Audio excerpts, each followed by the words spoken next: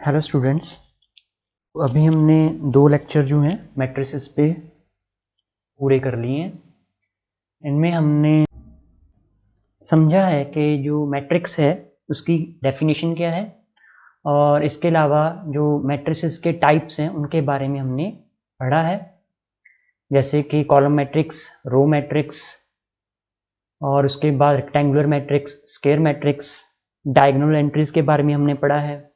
Diagonal matrix क्या होती है, फिर हमने देखा था कि उसमें स्केलर मैट्रिक्स क्या होती है और यूनिट मैट्रिक्स या यूनिटी मैट्रिक्स जो है उसको हमने रीड किया है। आपने जो हम कर रहे हैं उसको साथ साथ आपने उसको जो है सिलेबस अपना तैयार करते जाना है। और इसके अलावा आगे हम थोड़ा सा इसको पढ़ेंगे, 1-2 टाइप्स और होती हैं इसकी, टाइप्स ऑफ मैट्रिसेस में, और आज के लेक्चर में वो 2 टाइप्स पढ़ेंगे और जो कंस्ट्रक्शन है ऑफ मैट्रिसेस थोड़ा सा उसके बारे में पढ़ेंगे। जो कुछ और टाइप्स हैं अगर उसके बारे में हम अगर देखें तो उसमें एक तो ट्रायंगुलर मैट्रिक्स है। ट्रायंगुलर मैट्रिक्स क्या है, ये बेसिकली एक स्क्वायर मैट्रिक्स होगी। स्क्वायर मैट्रिक्स को ट्रायंगुलर कहते हैं अगर, यहाँ पे आप पढ़ सकते हैं, if all of its elements above the principal diagonal are 0, तो उस केस में उसको लोअर ट्रायंगुलर मैट्रिक्स कहेंगे। और अगर जब हमारे पास यहाँ पे, या पढ़िए यहाँ पे, all of the its elements below the principal diagonal are 0, तो उसको हम अपर ट्रायंगुलर मैट्रिक्स कहेंगे। मतलब स्क्वायर मैट्रिक्स के अंदर जब जो प्रिंसिपल डायगोनल है उसके नीचे वाले एलिमेंट्स जो हैं वो सारे के सारे 0 होंगे तो वो अपर ट्रायंगुलर मैट्रिक्स कहलाएगी। और प्रिंसिपल डायगोनल के ऊपर वाले एलिमेंट जब 0 हो जाएंगे तो उसको हम लोअर ट्रायंगुलर मैट्रिक्स कहेंगे। इसको एक एग्जाम्पल से समझ लेते हैं। जैसे ये हमारे पास एग्जाम्पल है, इसमें आप देखिए कि ये हमारे पास स्क्वायर मैट्रिक्स है और 1, 4, 6 ये डायगोनल एंट्रीज हैं। हमने समझा था इस चीज़ को। बेसिकली यहाँ पे ये 1, 4, 6 जो है, ये एलिमेंट्स जो हैं वो डायगोनल को कंसिस्ट करते हैं। This is the principal diagonal. और आप देखिए यहाँ पे जो ये प्रिंसिपल डायगोनल है इसके ऊपर वाली जो एंट्रीज हैं वो सारी की सारी 0 हैं। यहाँ पे आप देख सकते हैं ये तीनों एंट्री 0 हैं, तो इस वजह से इसको हम कहेंगे lower triangular matrix. This is the lower triangular matrix. और नीचे जो है बी मैट्रिक्स जो है, इस केस में जो प्रिंसिपल डायगोनल है उसके नीचे वाली जितनी भी एंट्रीज हैं वो सारी की सारी 0 एंट्रीज हैं, तो इसको हम कहेंगे अपर ट्रायंगुलर मैट्रिक्स। अगर हमने देखना हो 2x2 की मैट्रिक्स अगर हम लें, यहाँ पे ये वाला केस लें, ये कोई मैट्रिक्स हम लेते हैं विच इज 2x2 मैट्रिक्स। जैसे यहाँ पे लिख दिया 3, ये मान लो यहाँ पे 4 है, यहाँ पे 0 है, यहाँ पे सपोज -4 है। अब इस केस में ये हमारे पास डायगोनल एंट्रीज हैं। This is the diagonal of the matrix, ये डायगोनल है मैट्रिक्स का। और डायगोनल के नीचे वाली जो एंट्री है, सिर्फ एक ही एंट्री है इस केस में, 2x2 मैट्रिक्स में सिर्फ एक एंट्री होगी, डायगोनल के नीचे और डायगोनल के ऊपर भी। और डायगोनल के नीचे वाली जो एंट्री है वो 0 है, so that is why this is upper triangular matrix. और सिमिलरली अगर हम दूसरी एग्जांपल लें, जैसे यहाँ पे 1 है, यहाँ -1 है, यहाँ 2 है और यहाँ पे 0 है। सो ये जो मैट्रिक्स है इस केस में हम देखते हैं कि डायगोनल के ऊपर वाली एंट्री 0 है, सो देयरफॉर ये मैट्रिक्स क्या कहलाएगी, this is said to be the lower triangular matrix. अब इसके बाद हम चलते हैं नल और जीरो मैट्रिक्स की तरफ। कि नल या जीरो मैट्रिक्स किसको कहते हैं। बेसिकली जो मैट्रिक्स है, यहाँ पे आप पढ़ लें इसकी definition, a matrix is said to be null और zero matrix if it all of its elements are equal to 0। इसका स्क्वायर मैट्रिक्स होना जरूरी नहीं है, ये रेक्टेंगुलर मैट्रिक्स भी हो सकती है। मतलब जिस मैट्रिक्स के अंदर सभी एंट्री 0 हो जाएं तो उसको हम जीरो मैट्रिक्स कहते हैं। जैसे एग्जाम्पल है हमारे पास 2x2 मैट्रिक्स है, सारी एंट्रीज इसमें 0 हैं, तो ये जीरो मैट्रिक्स है।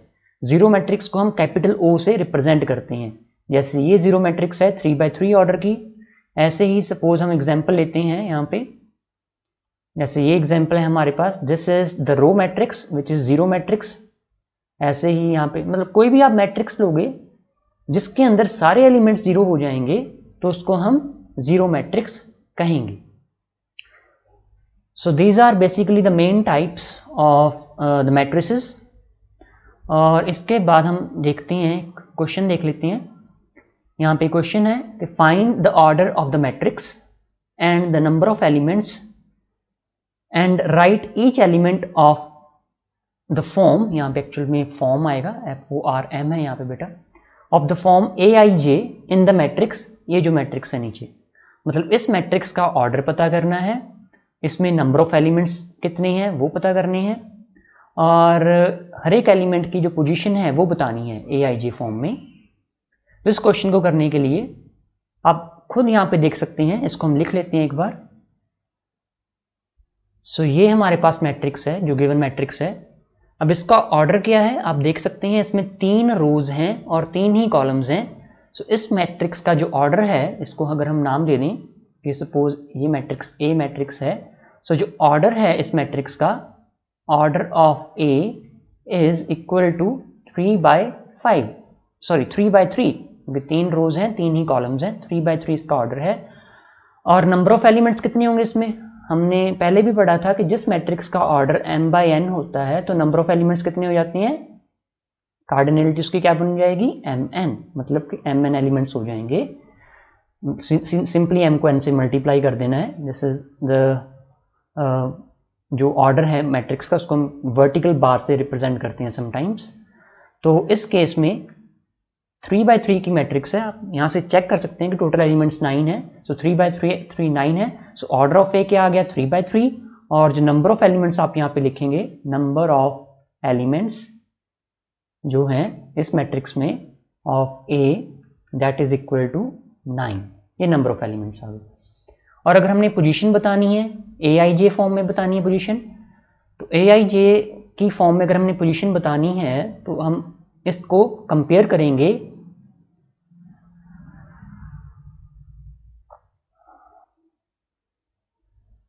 इसको अगर हम यहाँ पे देखते हैं AIJ फॉर्म बताने के लिए, तो इसको हम जर्नल फॉर्म में अगर हम लिखें इस मैट्रिक्स को, जैसा कि हमने पहले भी डिस्कस किया था, क्योंकि 3/3 फॉर्म है तो पहली एंट्री 1 पोजीशन पे आएगी, दूसरी एंट्री 1 पोजीशन पे, क्योंकि फर्स्ट रो सेकंड कॉलम की एंट्री है यहाँ पे, और ये एंट्री जर्नल फॉर्म में 1 3 पे आ जाएगी। सो ये जर्नल रिप्रेजेंटेशन है 3/3 मैट्रिक्स की। यहाँ पे A21, A22, A23। सिमिलरली नीचे क्या आएगा, A, क्योंकि थर्ड रो की एंट्री फर्स्ट कॉलम में, मतलब ये थर्ड रो है फर्स्ट कॉलम है, दिस इज, ये कौन सी पोजीशन है, थर्ड रो है सेकंड पोजीशन है। सिमिलरली लास्ट में क्या है, ये थर्ड रो है और यहाँ पे थर्ड कॉलम है। तो अगर हम इसको ऐसे जनरलाइज्ड वे में इसको अगर लिखें इस मैट्रिक्स को, अब इस तरीके से अगर हम इसको लिखते हैं, अब ये देखिए दोनों मैट्रिक्स इक्वल हैं, और इक्वालिटी के हिसाब से अगर हम देखें, क्योंकि हमने ये भी डेफिनेशन की थी कि इक्वल मैट्रिक्स कब होती हैं, जब उनकी कॉरस्पॉन्डिंग एंट्रीज इक्वल हो, साइज सेम हो और कॉरस्पॉन्डिंग एंट्रीज इक्वल हो। तो अगर हमने इस मैट्रिक्स को इस फॉर्म में अगर हमने एलिमेंट्स को देखना है, तो आप यहाँ पे कंपेयर करके देख सकते हो कि जो यहाँ पे A11 आएगा वो कितना आ जाएगा, A11 की वैल्यू 1 आएगी। सिमिलरली A12 की वैल्यू 3 आ जाएगी। ऐसे ही जैसे सपोज A32 की वैल्यू लिखनी है, क्योंकि आप एक्चुअल में सारी वैल्यूज लिखोगे, मैं जस्ट 1 2 आपको समझा देता हूँ। A32 कितना आ जाएगा, वो -7 आ जाएगा। मतलब ये वैल्यू यहाँ से कंपेयर करोगे, 2 3 वाली पोजीशन ये वाली पोजीशन आएगी, मतलब सेकंड रो थर्ड कॉलम में है। तो इस तरीके से आपने ये सारी एंट्रीज राइट डाउन कर देंगे। आगे हम एक और क्वेश्चन देखते हैं, जिसमें कि यहाँ पे लिखा है कंस्ट्रक्ट 2x2 मैट्रिक्स AIJ, इस फॉर्म की मैट्रिक्स है, whose elements are given by AIJ is equal to I + J। तो इस क्वेश्चन को करने के लिए, क्योंकि एक्चुअल में हमने 2x2 की मैट्रिक्स कंस्ट्रक्ट करनी है जिसमें कि हर एक एलिमेंट इस रिलेशन को सेटिस्फाई करेगा, मतलब जो IJth पोजीशन पे एलिमेंट है उसकी वैल्यू क्या होगी, I + J। तो हम पहले ये जो मैट्रिक्स है A इज इक्वल टू, ये वाली मैट्रिक्स है, इसको हम जनरल फॉर्म में लिखते हैं। तो जनरल फॉर्म में हमारे पास जब इसका सोल्यूशन करेंगे, so we have A is equal to AIJ, और क्योंकि ये 2x2 मैट्रिक्स है तो यहाँ पे इसका सबस्क्रिप्ट 2x2 हो गया, और नेक्स्ट स्टेप में हम इसको जर्नल फॉर्म में लिखेंगे A11, A12, नीचे यहाँ पे क्या आ जाएगा A21, A22, इस तरीके से। और हमें क्वेश्चन में दिया हुआ है, यहाँ पे आप देख सकते हैं कि जो ए आई जे है वो क्या है आई प्लस जे। तो इस हिसाब से यहाँ पे अगर हम देखें सो इस केस में जो A11 है, क्योंकि हम यहाँ पे लिख देंगे एक बार, because we are given, because A I J जो है that is equal to I plus J, so this implies that कि जब हम A11 लेंगे, मतलब A11 के लिए क्या हो जाएगा, जब i की वैल्यू 1 है, j की वैल्यू 1 है, तो वो क्या हो जाएगा, simply 1 plus 1 which is equal to 2। Similarly जब हम ये वाली पोजीशन देखेंगे A12 वो क्या हो जाएगा 1, क्योंकि i की वैल्यू 1 है, j की वैल्यू 2 है, और ये रिलेशन हमें दिया हुआ है, so that is 1 plus 2 which is equal to 3। Similarly a, क्योंकि ये वाली पोजीशन अगर हमने देखनी है, A21 is equal to 2 plus 1 which is equal to 3 and A22 is equal to 2 plus 2, क्योंकि i की वैल्यू भी 2 है और j की वैल्यू भी 2 है, सो 2 plus 2 is equal to 4। सो अगर हम अब ये वैल्यूज यहाँ पे जब हम सब्स्टिट्यूट करेंगे तो हमारे पास जो रिजल्ट आएगा, सो A मैट्रिक्स जो है, जो रिक्वायर्ड मैट्रिक्स A है, that will be equal to A11 की जगह 2 आ जाएगा, A12 की जगह 3 आ जाएगा, और A21 की जगह भी 3 आ जाएगा, और A22 4 आ जाएगा। So this is the required matrix.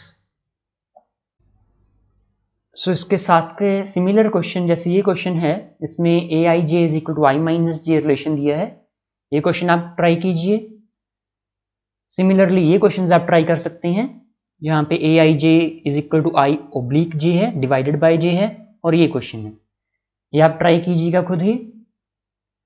आज के लिए इतना ही सफिशिएंट है। Thank you.